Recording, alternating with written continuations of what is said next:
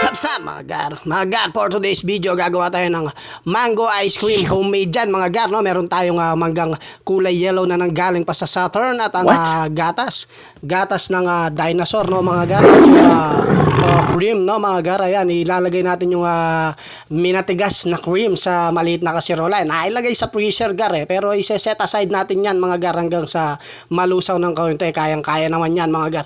Tapos hagud-hagurin ko na yung manggang galing sa Saturn, no mga gar. Napakatamis niyan mga gar, no? At pagkatapos niyan, ayan, tapos na ipeplex ko lang yung mangga na galing sa planetang Saturn, no mga gar.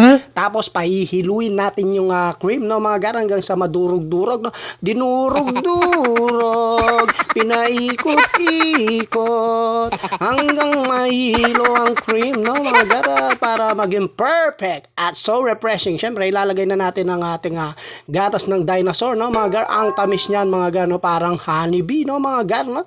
Ayan, pinagpag ni gar, no? Pakapagpag mo yan gar, no? At talagang siksikin mo, no? At walang matitira. Ang sarap niyan. Sarap. At pinaikot-ikot at dinurog-durog. Ayan, no mga gar, pinaikot-ikot ko yan mga gar, mga 15 minutes, no? And then 15 minutes and 10 years and 100 decades of 1 million years ago.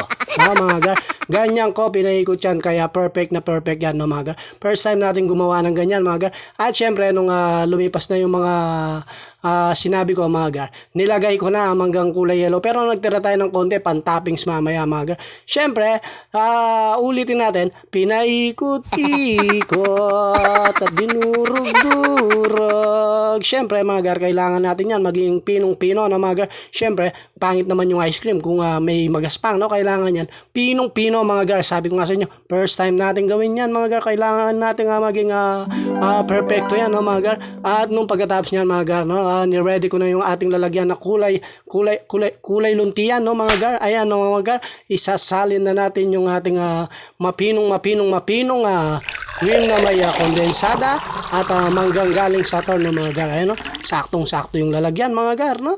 Ayan, no, talagang pinaka-simut sarap ko yan, no mga gar. Syempre sayang naman gar kung hindi mo sisimutin yan. And then dyan na magiging papel nung tinabi natin kanina mga gar. Magiging toppings yan mga gar, no. Ayun, no, nilagay-lagay. Binilang ko yan mga gar. Nasa 37 pieces na cubes na manggong galing sa Saturn, no, sa planet Saturn, no mga gar. Ayun, no, itsura pa lang, no mga gar. Ayan na mango ice cream, pero ang takip natin is strawberry ice cream, no mga gar. And then syempre, no, i-check in natin sa freezer yan, no mga gar. Magdamag yan mga gar, no, matutulog dyan sa condo unit niya, no mga gar. Matutulog muna ako gar. And then pagising ko bukas, yun na, so refreshing. At yun na nga mga gar. Mga gar, sumapit na nga ang umaga at sumisilip na si Haring Araw.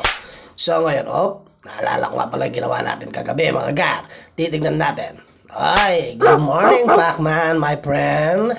So ngayon, eto na, bubuksan na natin ang condo unit kung nasaan itinago natin ang pinagulog natin ang mango ice cream. Pero strawberry ang flavor ng lalagyan ng ice cream. Pero mango ice cream ang ginawa natin, di ba? So ngayon, the moment of truth, titigman na natin mga gar, no? Kung goods ba, no mga gar, no? Kung flop ba, no? Tingnan natin at malalasahan natin kung manamis-namis. Uy, tignan nyo yung itsura mga gar, mango, pero strawberry yung lalagyan, no? Tikman natin, no mga gar. Eto na mga gar, andali. Tingnan natin, sarap nito.